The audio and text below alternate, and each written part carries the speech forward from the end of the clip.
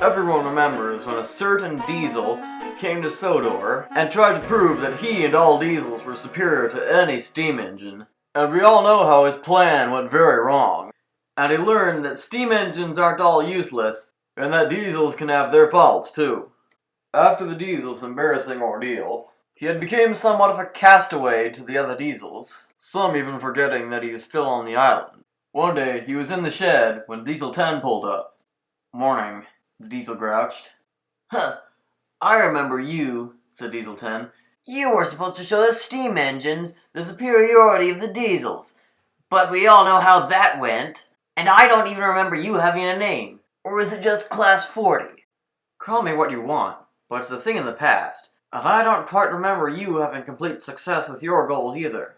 "That's because I'm always on complete watch under Sir Topham Hatt. You, on the other hand, couldn't even redeem yourself even if you tried." "My chance will come someday," said Class 40. "Just you wait and see."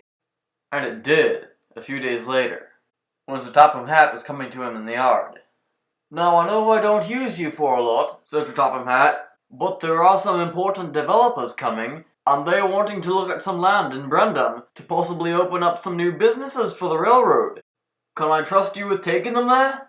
"You can trust me more than any other engine on this island, I guarantee you, sir." "All right then, your coach will be waiting in no time." "Ha!" said Class 40.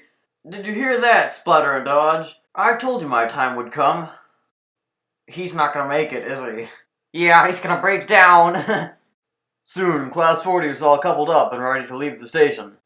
"Just watch me deliver these important passengers," he said to Douglas. "Then you will regret laughing at me." And he set off.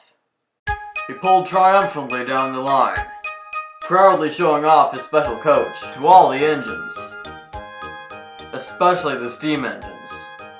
But as he rolled farther down the tracks, he couldn't help but feel like he was going too far. "I can't remember the trip to Brendam taking this long," he thought to himself, but he kept on going. Until the tracks ended. He looked around. The entire area was unfamiliar to him. Scruff was there. "This isn't Brendam, is it?" said Class 40. "No, this is the aluminum works," replied Scruff. "If you are trying to get to Brendam, you're far from it. Brendam's on the far south side of the island. This is about as north as the tracks get." Some of the developers then stepped out of the coach. "What is this?" said one of them. "This isn't open land, this is some kind of industrial facility." "Well, I finished all of my jobs here. I can take you to Brendam. I know how to get there." "Well, please do that. I'm sure that any engine could do a better job than this big fool here." So Class 40 was uncoupled from his coach, and Scruff set off. Later that day, Class 40 returned to the sheds. "So," said Diesel 10, "I heard you were supposed to be at Brendam, and I was there all day." Class 40 sighed. "I didn't make it." Then Sir Topham Hatt arrived. "Class 40, he said, "you have caused major confusion and delay, and I would say that nearly all of my engines would know how to get to Brendam, and because of you, I've lost my deal with the developers.